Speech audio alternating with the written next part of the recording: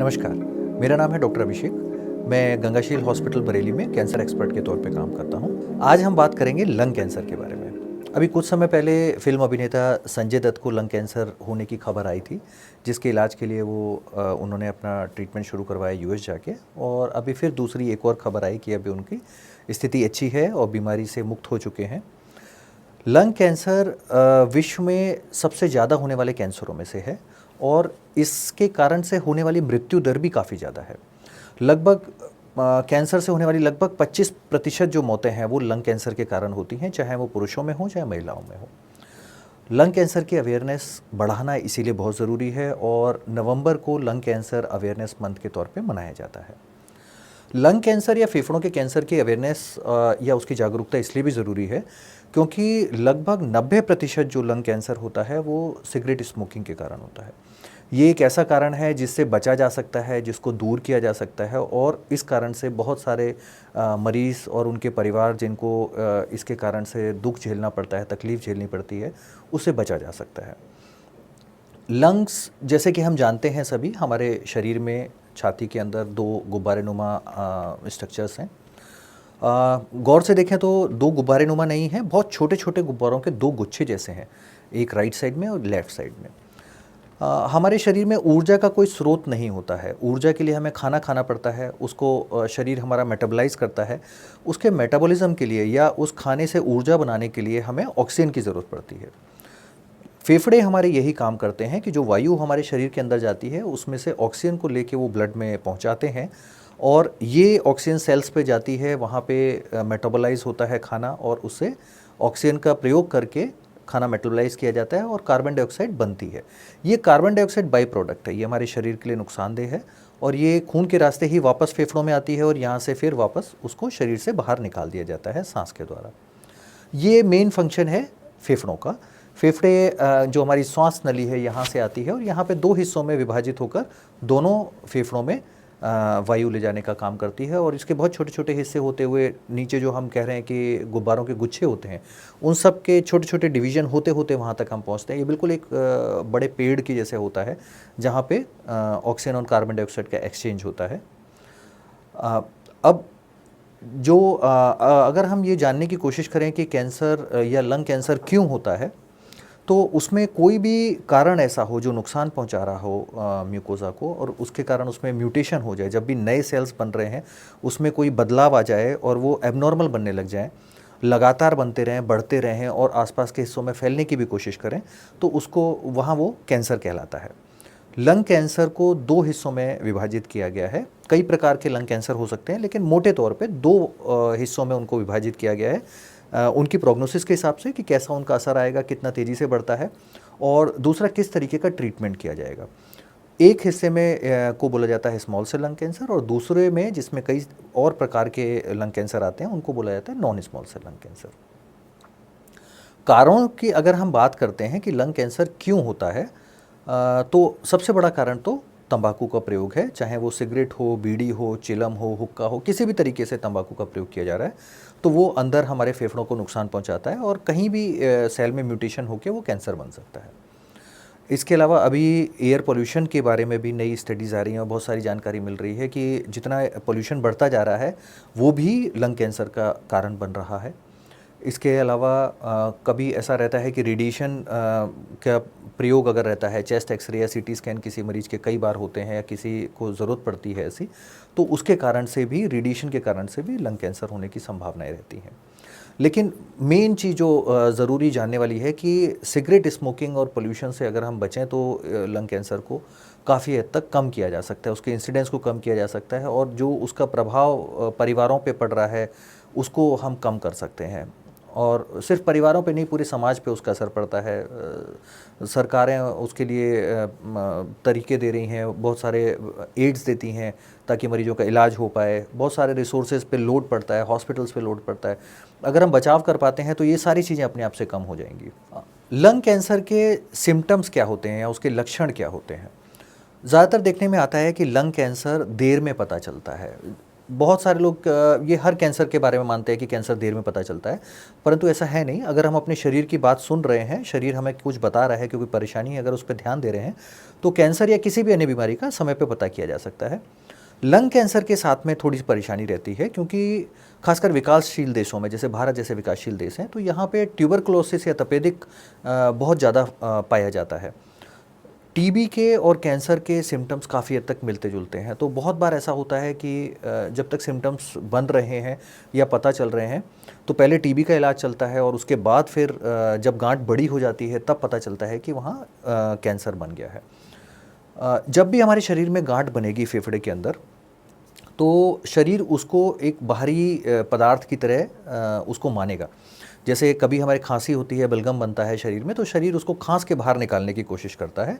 ऐसे ही कभी शरीर में फेफड़ों के अंदर कभी गांठ बन रही है, तो वो शरीर उसको बाहर निकालने की कोशिश करेगा, ये मान के कि कोई फॉरेन बॉडी या कुछ एबनॉर्मल चीज़ शरीर में है।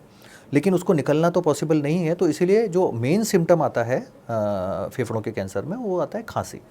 शुरुआत में सूखी खांसी रहती है, जो थोड़े समय ठीक हो जाएगी, फिर वापस आएगी, और धीरे धीरे करके लगातार वो लंबे समय तक बनी रहेगी। इसमें बलगम भी आ सकता है, क्योंकि बार बार इन्फेक्शन, हर सांस के साथ बैक्टीरिया और वायरसेस वगैरह हमारे शरीर में जा रहे हैं, तो कोई भी उस गांठ में इन्फेक्शन हो सकता है, उसके साथ फिर बलगम बनना शुरू होता है। जब ये गांठ बड़ी होती है तो ये आसपास खून की नलियों, धमनियों को भी नुकसान पहुंचाना शुरू करती है। तो ऐसे में जो कहा बताते हैं कि बलगम के साथ खून आता है, वो इसी कारण से आता है। तो टीबी में भी ऐसा होता है, इसलिए कई बार वो दोनों सिम्टम्स कंफ्यूजिंग हो जाते हैं, और टीबी का इलाज चलता है, और 1 या 2 महीने बाद जब तक बीमारी बढ़ रही है, तब जाके कहीं पता चलता है कि लंग कैंसर है। इन सिम्टम्स के अलावा कई और दिक्कतें हो सकती हैं, जैसे कि हर कैंसर में होता है कि शरीर का वज़न कम होते जाना, भूख कम लगना, और थकान, कमज़ोरी हर समय बने रहना, इस तरह की चीज़ें हो सकती हैं। इसके अलावा ये शरीर में फैलता भी है। जब लंग कैंसर फैल रहा है, तो अगर ये लंग में ही लंग के आसपास जो झिल्ली है, उसमें पानी भर जाता है कई बार, तो उसके कारण से सांस लेने में तकलीफ़ बढ़ती चली जाती है। इसके अलावा अगर ये फैल के लीवर में जाता है, तो भूख लगना काफ़ी कम हो जाता है, खाना पचना कम हो जाता है, थकान, कमज़ोरी बढ़ जाती है। हड्डियों में अगर ये कैंसर जाता है, तो बदन में या किसी हिस्से में उसका दर्द होना शुरू हो जाता है। अगर रीढ़ की हड्डी में कहीं फ्रैक्चर हो जाता है या नस दब जाती है, तो नीचे फालिस मार सकता है। तो ये बहुत सारी चीज़ें हो सकती हैं जो इसके फैलने के कारण है। स्मॉल सेल लंग कैंसर जाना जाता है कि वो दिमाग में भी जल्दी पहुंच जाता है, तो ऐसे में सिर में दर्द होना, उल्टियाँ आना, घबराहट होना, चक्कर होना, ये चीज़ें भी मौजूद हो सकती हैं, जो ब्रेन में मेटास्टेसिस होने का सिम्टम होती है। तो मोटे तौर पर अगर हम देखें, तो ये ज़्यादातर सिम्टम्स लंग कैंसर के पेशेंट्स में होते हैं। खांसी होना, सूखी खांसी, और या लंबे समय तक खांसी बने रहना जो जल्दी ठीक ना हो, सांस में तकलीफ़ होना, छाती में दर्द होना, भूख कम लगना, वजन गिरना, और अन्य जो परेशानियां मैंने बताई हैं, वो सारे सिम्टम्स हो सकते हैं। अब हम समझने की कोशिश करते हैं कि लंग कैंसर की स्टेजिंग क्या होती है। स्टेजिंग, जैसे हमने पुराने वीडियोस में भी बात करी थी, कि स्टेजिंग मतलब बीमारी कितनी बड़ी हुई है, कहाँ तक कितनी फैली हुई है। इस स्टेजिंग से 2 चीज़ें हमें पता चलती हैं। एक तो बीमारी का फैलाव कहाँ पर कितना है, और उस हिसाब से ठीक होने की या सुधार की गुंजाइश कैसी लग रही है। दूसरी चीज़ जो हमें पता चलती है, वो ये कि इलाज क्या करना है। अगर एक हिस्से में बीमारी सीमित है, तो उसका इलाज अगर होगा अलग होगा, और अगर वो फैली हुई बीमारी है, तो उसका इलाज अलग होगा। तो स्टेजिंग करने के लिए कुछ जांचें करने की ज़रूरत पड़ती है, जैसे कि सीटी स्कैन होता है या पेट स्कैन होता है, और कई बार पेट के अल्ट्रासाउंड की ज़रूरत पड़ती है, हड्डियों के एक्सरे की ज़रूरत पड़ती है, ताकि हमें पता चल पाए कि बीमारी कहाँ है और कितनी जगह पर फैली हुई है। एक बार स्टेजिंग हो जाती है और बायोप्सी से कंफर्म हो जाता है कि कौन से प्रकार का कैंसर है, स्मॉल सेल है, नॉन स्मॉल सेल है, तो उसी हिसाब से इलाज शुरू किया जाता है। इलाज स्मॉल सेल लंग कैंसर का अलग होगा और non small cell lung cancer का अलग होगा, और अलग अलग स्टेजेस पे अलग होगा। अगर हम स्टेज 1 की बात करें, तो ये शुरुआती स्थिति है। लंग कैंसर को पूरी तरह ठीक करने के लिए यूजुअली सर्जरी की जाती है, और सर्जरी होने के बाद उसके पूरी तरह ठीक होने की संभावनाएं अच्छी रहती हैं। स्टेज 2 ऐसी स्थिति है जबकि एक फेफड़े में ही सीमित है कैंसर, लेकिन बढ़ा हुआ है, वो 3 सेंटीमीटर से ज़्यादा के आकार का है और 7 सेंटीमीटर से कम के आकार का है। अगर वो और बढ़ जाए, 7 सेंटीमीटर से ज़्यादा हो जाए, या दोनों फेफड़ों के बीच का जो हिस्सा है मीडियस्टाइनम, वहाँ के लिम्फ नोड्स में भी बीमारी पहुँच जाए, तो उसको स्टेज 3 बोलते हैं। कई बार वो, या इससे बढ़ के कभी वो छाती में पानी भरना शुरू हो जाए, या एक हिस्से से निकल के दूसरे हिस्से में पहुँच जाए, तो उसको स्टेज 4 माना जाता है। स्टेज 1, 2 यूजली और अर्ली थर्ड में भी कोशिश करी जाती है कि सर्जरी करके उसे पूरा पूरा निकाल दिया जाए। अगर कभी ऐसी स्थिति है, जैसे थर्ड लेट स्टेजेस हैं, जहां वो बढ़ा हुआ स्थिति में दिख रहा है, तो कीमोथेरेपी या दवाइयों के सहारे से पहले उसको कम करने की कोशिश करते हैं और फिर उसको ऑपरेट करके निकाल दिया जाता है।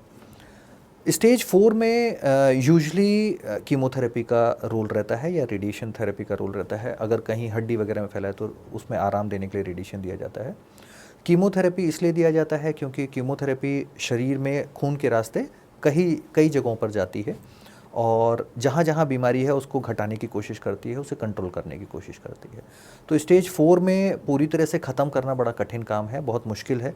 उसको कोशिश ये होती है, पैलिएटिव इंटेंट से ट्रीटमेंट किया जाता है कि बीमारी को हम रोक के रखें, जो मरीज़ की क्वालिटी ऑफ लाइफ है उसको इम्प्रूव करें, और लाइफ स्पैन अगर बढ़ सकता हो तो उसे बढ़ाने की कोशिश करें। तो इस तरह से कौन से टाइप का कैंसर है और कितना फैला हुआ कैंसर है, उस हिसाब से डिसाइड होता है कि मरीज़ का क्या इलाज करना है। इसमें बहुत सारे और फैक्टर्स भी हैं, जैसे मरीज़ की उम्र क्या है, मरीज़ का हाइट और वेट कितना है, उस हिसाब से डोज तय होती है।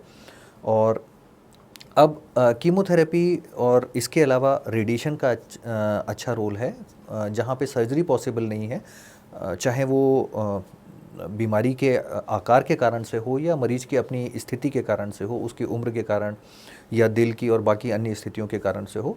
तो ऐसे में रेडिएशन थेरेपी और कीमोथेरेपी का मिल के प्रयोग किया जाता है ताकि बीमारी को कंट्रोल किया जा सके। ठीक, और इसके बाद क्या ले सकते हैं हम? हाँ, एक टारगेटेड थेरेपी भी। इसके अलावा अभी जब हम बायोप्सी लेते हैं तो बायोप्सी में एक छोटा सा टुकड़ा लिया जाता है गांठ का, जिसको जांच के लिए भेजा जाता है ताकि हम पता कर सकें कि किस प्रकार का कैंसर है, और जिस प्रकार का कैंसर होता है उसी तरह का इलाज उसमें कारगर होता है। अब और नई तकनीक आ गई हैं, इम्यूनोहिस्टोकेमिस्ट्री आ गई है, अभी नई दवाइयाँ बन गई हैं।